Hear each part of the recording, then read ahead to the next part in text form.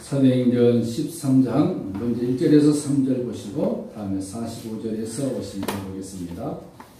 안디옥 교회에 선지자들과 교사들이 있으니 곧 바나바와 니게라는 시몬과 구레네 사람 누기오와 분봉한 헤롯의 젖동생 미나엔과 및 사울이라.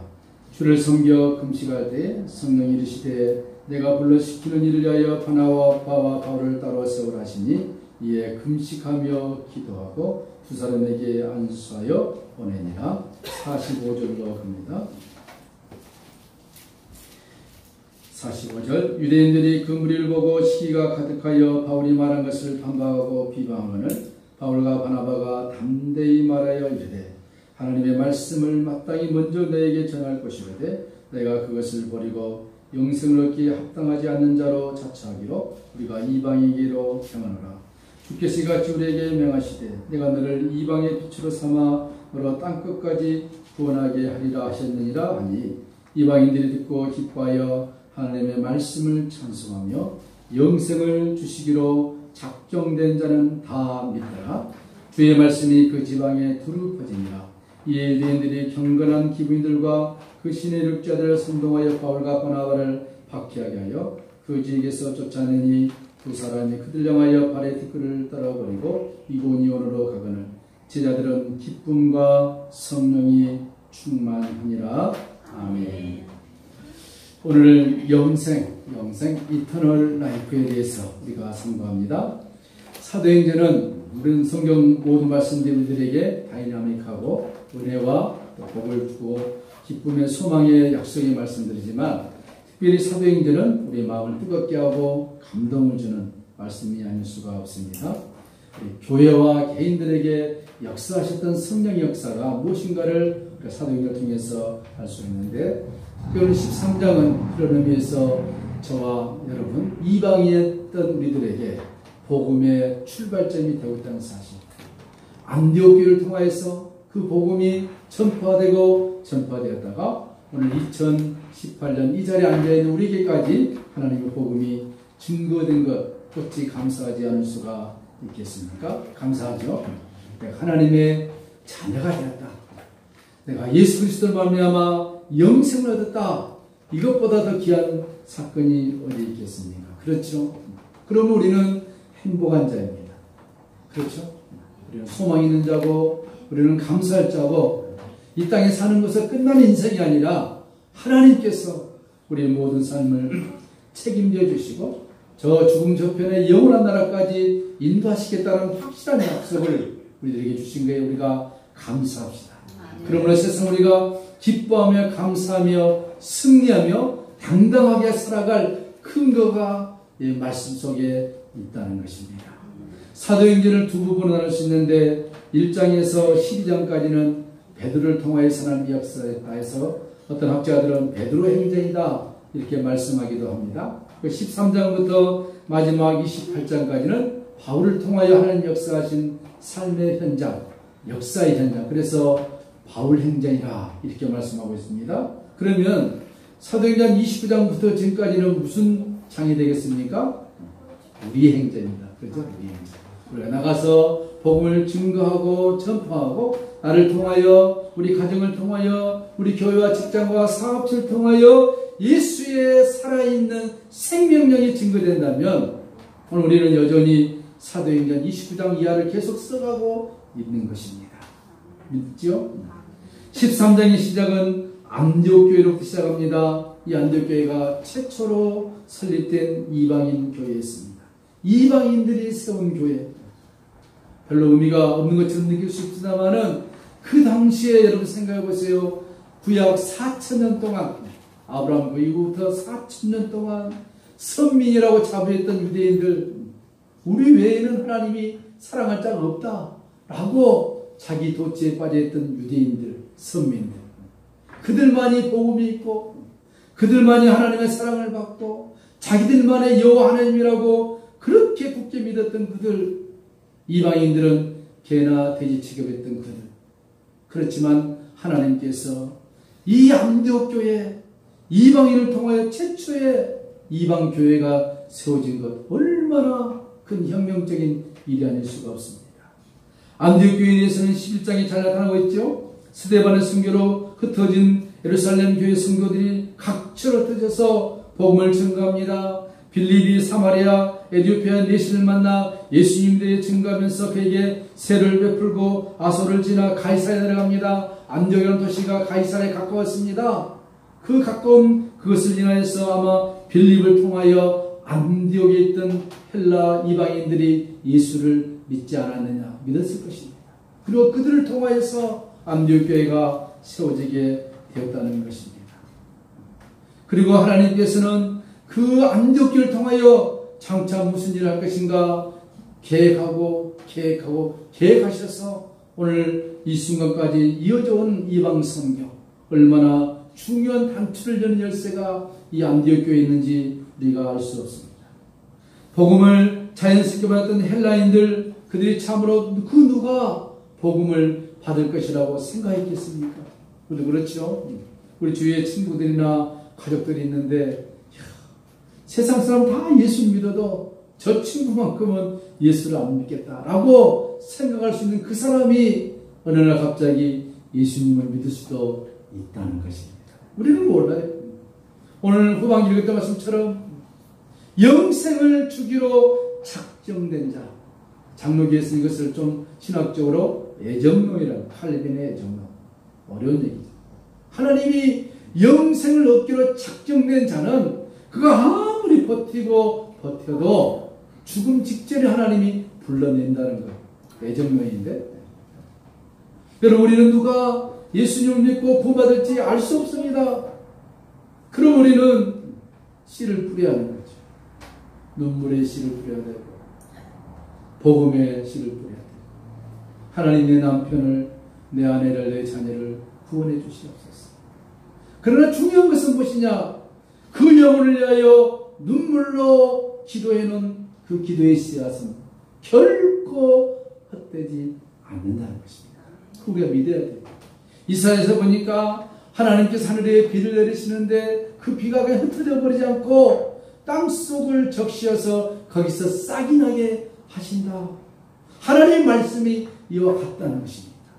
우리가 말씀을 믿고 기도하고 그 영혼을 위해 기도했을 때 하나님이 우리의 기도를 들으시사 마침내 때가 되면 그 영혼을 불러주신다는 것입니다.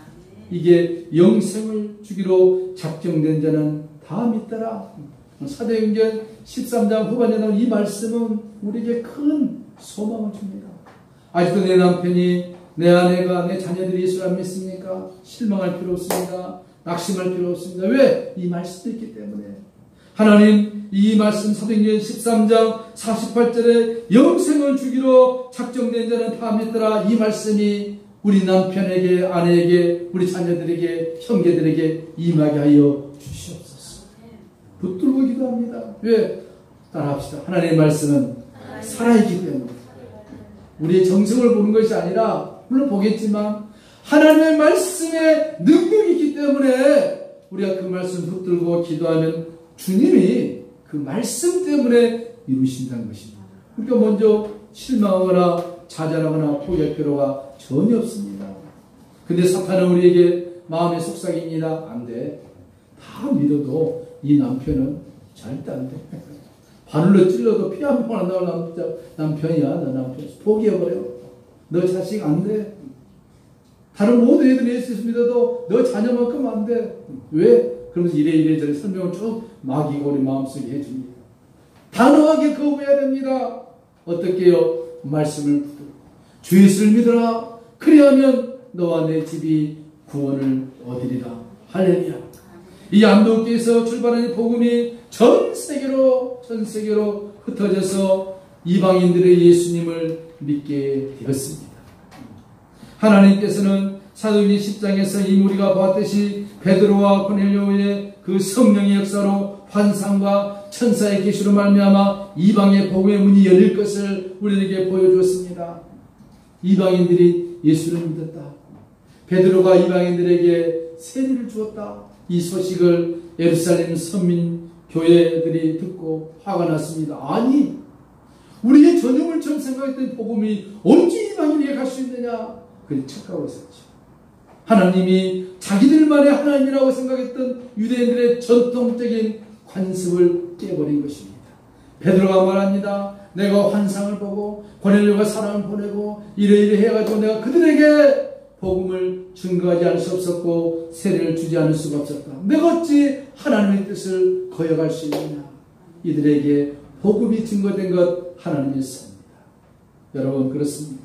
하나님이 하시고자 하는 것을 그 누가 막을 수 있겠습니까? 이를 위하여 하나님께서는 저 정말로 지독스럽고 지독스러운 율법주의에 갇혀있는 사울 태어나서부터 엄마 뱃속에서부터 그가 여호와 하나님을 믿었습니다. 태어난 지 8일 만에 할례를 받았습니다. 바리새인 중에 바리새인입니다. 율법에 흠이 없는 자입니다. 당시에 정말로 지성인 중에 지성입니다. 그가 유대주의에 완전히 잡혀있는 그를 하나님은 그를 사용하셔서 온 이방 세계에 복음을 증거하는 자로 이미 준비시켰다는 사실. 때가 되어서 그를 다메섹에서 부르시고 때가 되어서 그를 하나님이 사용하신 걸 볼 때 하나님이 하시는 일은 얼마나 놀랐습니까? 바울이 예수님을 다메섹에 만나고 난 이후에 유대인들이 그를 죽이려 했습니다. 왜? 너는 배신자다. 유대교를 배신한 너는 죽여야 한다. 그를 죽이려 했습니다. 그래서 전설에 의하면 하나님께서 사도 바울을 바리새인들을 피해서 저 다소 광야에 13년 동안 그곳에 있게 했다. 13년 동안 바울이 뭐 했겠습니까? 그가 가지고 있는 지식들을 개조시키고 성령이 임하셔서 13년 동안 하나님 그를 갈고 닦으셔서 드디어 복음의 전령자로 세운 이 하나님 놀라운 역사 그 누가 이해할 수가 있겠습니까? 안디옥의 교회가 세워진다. 누가 이해할 수 있겠습니까? 이 수원의 큰 민족교회가 세워질 줄 누가 알았겠습니까? 지금까지 그러죠. 우리 황인산이 여기서 오래 사신 터줏대감이신데 큰 민족교회가 올 줄 누가 알았겠습니까? 모르는 거예요. 안디옥교회가 이방 선교의 선교지가 되었습니다. 이 교회를 통하여 하나님이 역사하시는데 당시에 어떻습니까? 그 예루살렘 지역에 7년 동안 하나님이 흉년을 주었습니다. 흉년. 비가 오지 않으니까 얼마나 사람들이 갇혀 있겠습니까? 1년만 비가 안 와도 난리인데, 그렇죠? 시설이 없는 그 당시에 7년 동안 비가 오지 않았습니다. 그럼에도 불구하고 하나님이 안디옥 교회에 예루살렘 교회에 성령의 은혜를 주셔서 영적으로 물질적으로 풍성하게 만드셨습니다. 이게 하나님의 역사예요. 여러분 앞으로 세상이 힘들고 어렵다 할지라도 예수 믿는 우리는 두려워할 필요가 없습니다. 왜? 하나님께서 우리를 먹이시고 입히시고 채우시고 공급하신다는 사실을 믿어야 합니다. 물론 우리가 고난받고 하나님의 뜻이 있어서 훈련받을 때는 참 힘듭니다. 누가 도와주려 해도 도움의 손길을 하나님이 끊어버립니다. 저 예전 청주에 살 때 너무 힘들어서 청주에 가보면 국제 금식 기도회라고 있어. 아주 크게 됐는데 원장님이 여자분이신데 태권도 칠단 여자분인데 40일 금식 기도를 서너 번 하신 분. 매일매일 금식, 장기 금식도 하시고. 그래서 그 답답할 때마다 거의 오후 예배 가서 은혜를 받고 오고 하는데 한 번은 그 원장님하고 만났습니다. 만났더니 자기가 날 보니까 김 목사를 보니까 청주에 있을 사람이 아니고 그분 얘기입니다. 저 수도권에 가서 목회할 사람이 왜 여가 있을까 생각을 하면서 기도를 했는데 하나님 내가 저 종을 좀 도와주면 안 되겠습니까? 그렇게 기도를 했대. 거기까지 좋았는데 그리고 얘기를 나한테 안 했어야 되는데 기도를 했더니 하나님이 도와주지 말라고 그래요. 도와주지 말라고. 그 소리를 듣는 순간 어째 서운한지 둘 다 서운하다니까 하나님도 서운하고 저 원장도 서운하고 그 당시 돈만 원만 줘도 나는 진짜 눈물이 빙 돌 상황이었는데 세상 하나님 돕지 말아서 안 도와요. 저 같으면 어떻겠습니까? 알았습니다고 뒤로 그냥 돈만 원 줄 텐데 말이에요. 그때 기름값 없어가지고 우리 임수인사한테 꺼가지고 가끔 기름 넣다는 그런 상황이었어요. 하나님이 훈련시킬 때는 돕는 손길도 다 막습니다. 왜? 하나님의 훈련에 기가 막히게 되는 것이죠. 안디옥 성도들을 선택하시고 그들을 하나님의 자녀로 삼으셔서 그걸로 끝난 것이 아니라 이 이방인 안디옥 성도들을 온전한 유대인 교회인 예루살렘 교회의 형제요 자매가 되게 했다는 것입니다. 40년 동안 그들이 선민으로 선택받았다고 차보였지만 하나님 그것이 아니야. 온 세상에 있는 하나님의 모양과 형상으로 지음받은 너희들은 나의 백성이다. 나의 백성. 우리 모두는 하나님의 백성이다. 빨리 주님 앞으로 돌아와야 한다. 이게 하나님의 메시지였다는 사실입니다. 그리고 13절에 보니까 바나르바를 서두로 니게르, 시몬, 구레네 사람 루기오, 분봉왕, 미나엔, 사울까지 하나님께서 사람들을 불러 모으신 것을 볼 수 있습니다. 니게르라는 말은 흑인이라는 말입니다. 그러니까 하나님께서 백인종, 흑인종, 황인종 할 것 없이 하나님의 자녀로 불러 모으신 것을 볼 수 있습니다. 성령의 충만한 안디옥 교회. 여러분 성령의 충만함을 받으시기를 축복합니다. 우리가 성령 충만, 은사 충만, 혼동한 분이 계시는데 성령 충만, 어디 가셔서 이상한 얘기 듣고 혼동하지 마시라고 말씀드립니다. 성령의 충만은 두 가지 생각할 수 있어요. 하나는 성령의 물세례, 성령의 불세례.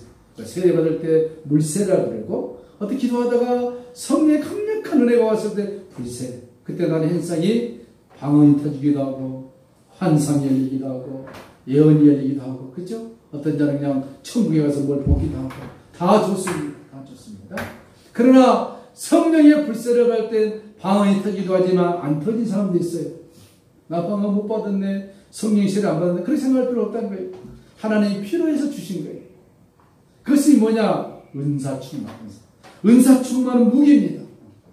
군인들에게 싸움에서 잘할 수 있도록 어떤 사람에게는 총을 주기도 하고 어떤 사람은 술탄을 주기도 하고 가지각색으로 주듯이 은사를 하나님이 주신 거예요.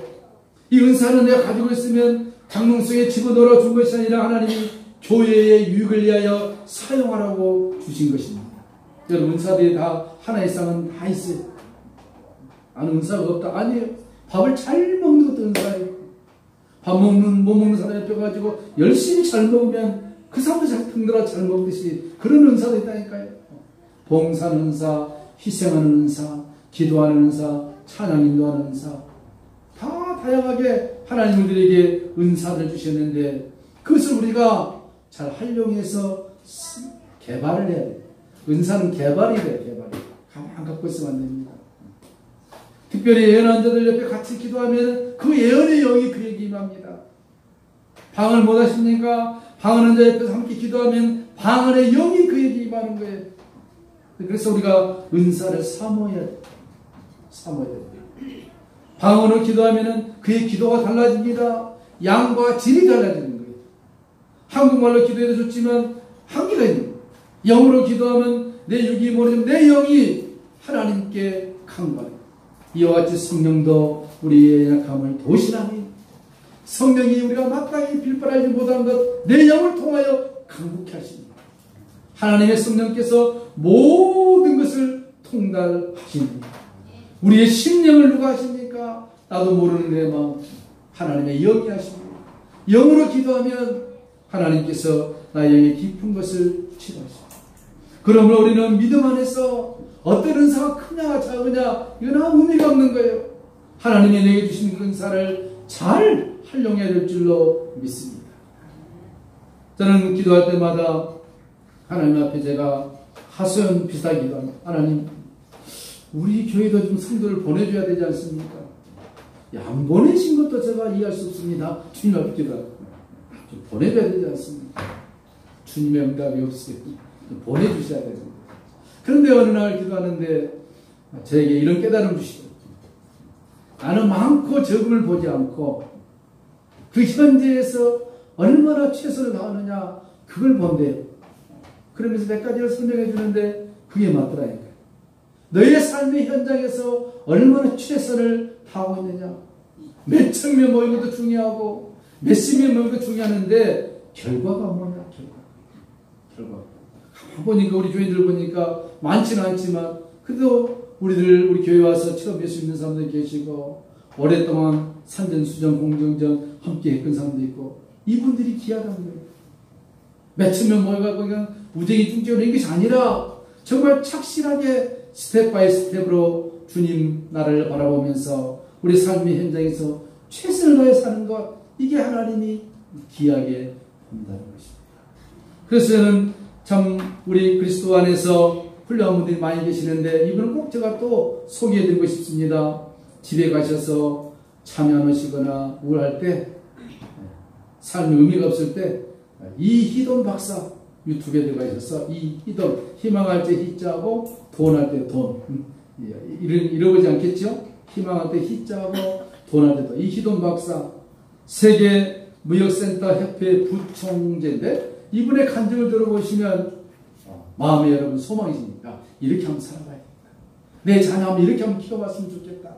우리 교회 이런 교회가 됐으면 좋겠다. 그 소망이 일어날 줄로 믿습니다. 그가 9.11 테러에서 죽음에서 생명으로 살아났습니다. 2001년 9월 11일 LA, 그분이 LA에 사는데 새벽에 일어나 뉴욕행 7시 발 비행기를 타려고 공항으로 가기 전 이희돈 부총재가 아침에 일어나니까 커피가 생각났대. 커피가. 근데 그 전날 자기 아내하고 다짐을 해. 내가 이제 여보 커피를 안 먹겠어. 그 약속이 많이 생각나서 집에서 그냥 나왔대. 근데 공항에 가니까 아침 일찍 일어나니까 그래도 궁금하더래요. 커피를 한 잔 그래도 마시자. 커피를 사려고 공항 그 대기소에 갔더니 사람들이 너무 많이, 미국 사람들 커피 잘 마시거든요. 그래서 너무 길어서 시간이 촉박해서 다른 상점에 들려서 보니까 커피를 안 팔아서 얼음 채운 딸기 주스를 대신 샀다. 갈증도 심하고 또 기내까지 가기 힘들어서 그 딸기 주스, 얼음 탄 딸기 주스를 먹었다. 먹고 났더니 속이 너무 거부가 돼요. 안 먹는 걸 아침에 먹어서. 먹고 비행기 탔습니다. 뉴욕으로 향하는 그 항로. 이날따라 너무나 아름다운 초가을 날씨였죠. 세계무역센터를 중심으로 한 마철로 같은 그런 자유의 상을 감싸는 선박들이 한 폭의 그림처럼 들어왔습니다. 세계 금융을 논하며 세계 경제의 주축을 움직이는 엘리트들이 모여있는 세계무역센터, 우리에겐 쌍둥이 빌딩으로 그때 잘 알려져 있죠. 지구촌 101개국 320여 개의 도시에 있는 세계무역센터 기지와 75만여 기업 회원들을 관장하는 세계무역센터, 월드 트레이드 센터죠. 본부가 자리하고 있죠. 이희돈 박사는 아시아계에서는 최초로 WTCA에서 부총재 활동했어요. 대단하죠. 4명의 부총재 있는데 이 중에 아시아인은 오직 유일하게 그가 있었습니다. 한국에 대해 스페인어과를 졸업하고 유럽, 미국 등지에서 지역 전문학 박사를 받은 그가 세계무역센터에서 일하게 한 것은 1993년이었습니다. 그가 비행을 마치고 공항에 예정대로 8시에 도착한 그는 바로 차편에 올라했지만 아침에 마셨던 얼음 섞인 딸기주스 때문에 배에 진통이 오기 시작했어요. 그래서 그는 공항에 있는 화장실을 갔습니다. 속이 뒤틀려서 9시까지 도착해야 됐는데 화장실 덕분에 18분을 지체해버렸습니다. 그리고 그가 자기 부하 직원에게 전화했습니다. 오늘 회의가 있고 그러는데 내가 너무 늦어서 회의 못할 것 같으니 직원에게 오늘 출근하지 말아라. 그리고 택시를 잡고 타서 유엔법을 지나 세계무역센터 본부에 가까워지자 좀 더 차가 도통이 막혔습니다. 그래서 그가 또 점검할 일이 있어서 수석 부총재에게 전화를 걸었습니다. 그 부총재가 탄 차가 브루클린 브릿지를 걸어 막 터널을 빠져나온 순간에 그 부총재에서 전화가 들려왔습니다. 소리가 불이야, 불이야. 그래서 이희돈 총재가 무슨 그냥 훈련이나 무슨 뭐 그런 거 한갑다고 생각했습니다. 그 순간 하늘을 보니까 연기가 솟아나기 시작합니다. 그 걱정이 돼서 무슨 일인가 하고 가까이 갔더니 택시기사가 더 이상 WTC에 접근하게 됐다. 봤더니 연기가 치솟는 순간 이미 한 빌딩이 무너지고 있습니다. 그 순간 자기가 죽었구나.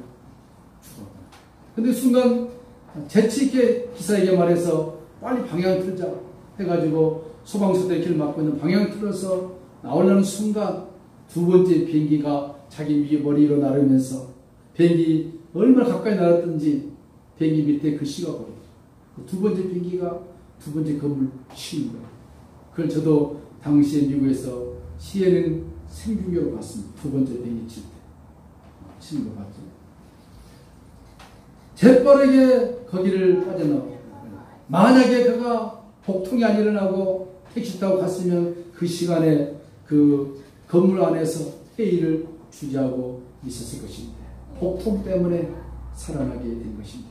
나중에 봤더니 두 번째 비행기가 자기 사무실 거기를 정통으로 뗐단 거예요. 그 회의하려고 한 그 자리를 정통으로. 12년 전에도 그가 무역센터에서 처음 일할 때 머리 위로 무엇이 날아가더래요. 뭔가 했더니 폭탄이 날아가고 머리. 하나님 두 번째 떨어지고. 그래서 그 나중에 뉴욕타임즈가 인터뷰를 했습니다. 하나님의 섭리는, 잘 들어보세요. 하나님의 섭리는 가끔 우리들에게 불편함을 주어서도 역사한다는 것입니다. 왜 내 삶이 이렇게 힘들지? 이렇게 하지 마시고 이 모든 것도 하나님의 섭리하십니다. 그렇게 생각한다면 은혜가 될 줄로 믿습니다. 그런데 하나님께서 왜 그를 이렇게 살려놓으시고 그에게 이런 일을 맡겼을까? 제가 여러 가지 생각해 보다가 이런 결론을 제가 내렸습니다. 그가 하는 말입니다. 그는 언제나 적은 일에 자기가 최선을 다한다. 그 소식이 무엇이냐? 어디 가든지 주일 예배만큼은 LA 자기가 섬기는 교회가 100여 명 좀 넘는데 거기서 드린다. 주일 예배만큼은 내가 세계 어디 있든지 간에 비행기 타고 와서라도 새벽에 나가서라도 믿음의 형제들과 함께 예배를 드리고 내가 맡은 일을 한다. 근데 그가 맡은 일이 무엇이냐? 1부 예배를 드리고 2부에 주차 관리요. 어느 날 영국에서 옥스퍼드 대학에서 유명한 회의가, 이 사람 아주 유명하니까 열렸는데 회의를 마치고 났더니 그 유명한 사람이 한 사람이 와서 제안하고 내일 아침에 다른 호텔에 영국 총리도 함께 모이고 강요들이 모이는 그 세션이 있는데 당신을 특별히 초청한다. 그래서 당신이 좀 연설을 해주면 좋겠다. 만약 당신이 연설하면 영국 총리도 알고 유명인들도 아는데 당신 이상이 더 높아질 거야. 그날의 주일날 아침에 그때 이희돈 총재가 정중하게 얘기했답니다. 죄송합니다. 저는 주일날 아침에 더 큰 약속이 있습니다. 그래서 제가 사양했습니다. 그랬더니 그 사람들이 더 큰 약속? 대통령을 만난 것 같구나. 이렇게 보내줬답니다. 근데 그가 무슨 일을 했느냐? 아침에 일찍 비행기 타고 자기 교회 와서 일부 예배를 드리고 주차 관리를 한 거예요. 주차 관리하는데 어떤 빨간 차가 쫙 오면서 창문 열면서 선글라스 낀 아가씨가 하이 그러더래요. 봤더니 자기 딸이 창문 열고 하이 하는 게 되게 아파요. 그가 이처럼 하나님이 자기에게 맡긴 일, 강연도 아닙니다. 그 주차 관리 안 하면 어떻습니까? 다른 사람 하면 되죠. 그런데 이 하나님이 나에게 이거 맡긴 거 아주 거룩한 일이다. 그 일을 위해서 그 정말로 영국 총리까지 오는 그 리셉션을 거절하고 비행기 타고 새벽에 와서 일백을 마치고 그 주차 관리하는 그 믿음, 그렇게 해야 한다는 것이 아니라 자기가 생각할 때 이게 가치 있는 일이고 이게 소중한 일이고 하나님께서 나에게 맡긴 아주 귀한 일이라고 생각하는 그 믿음, 그 믿음 위에 하나님께서 오늘날 이희돈 이 장로님을 이렇게 세우고 돈이면 돈, 명예면 명예, 지식이면 지식 쏟아 부으시는 하나님의 은혜가 무엇인가? 여러분 유튜브를 통해서 이분 간증이 많습니다. 들어보시기를 축복합니다.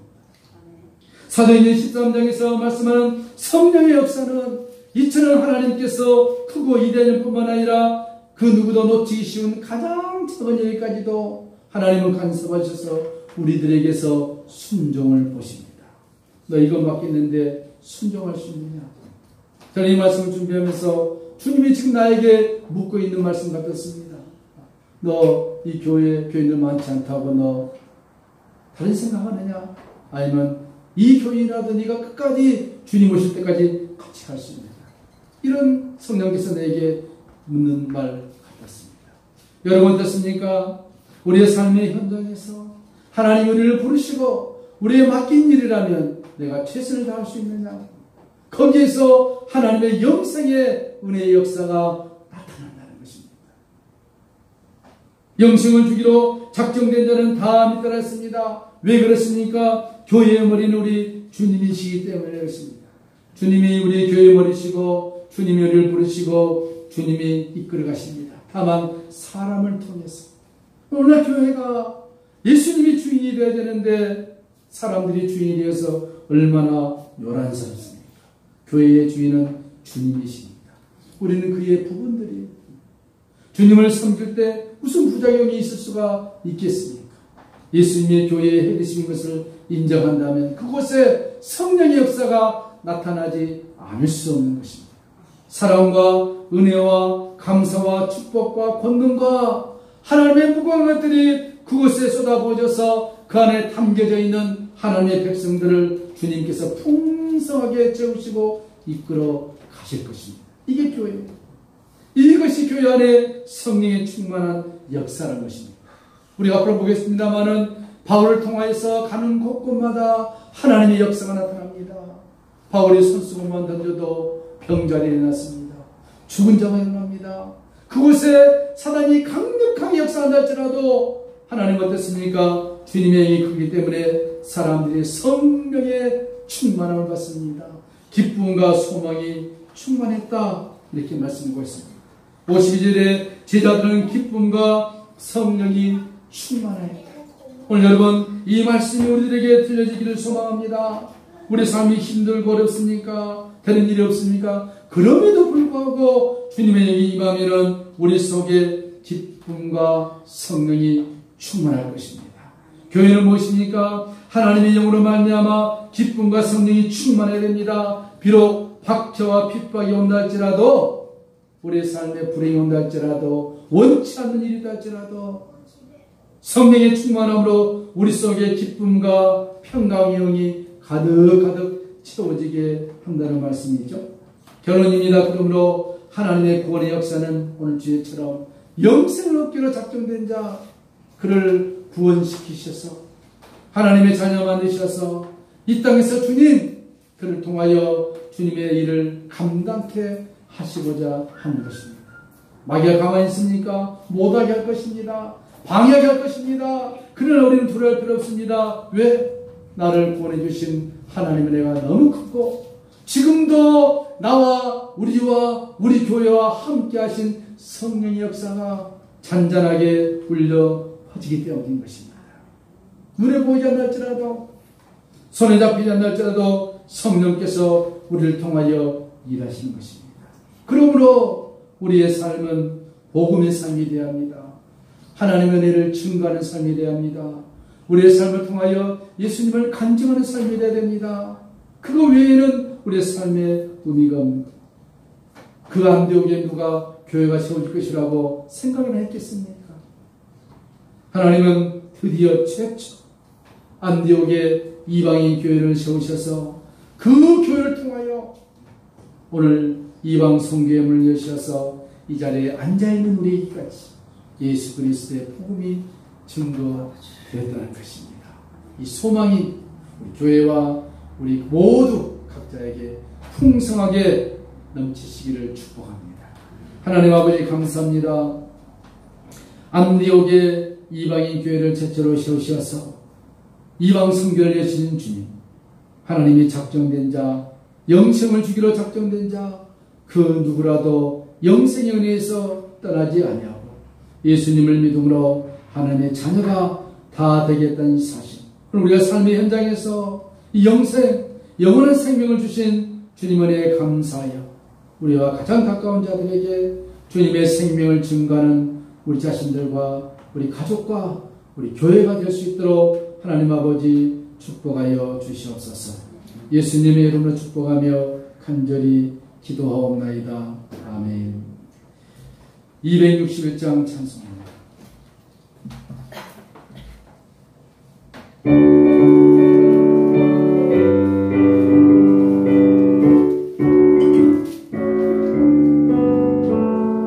이 세상의 모든 대로 멀티시는 주의 모여 성자 예수 그 귀한 피 찬송하고 찬송하세. 주님 앞을 멀리 떠나 길을 잃고 헤맬 때에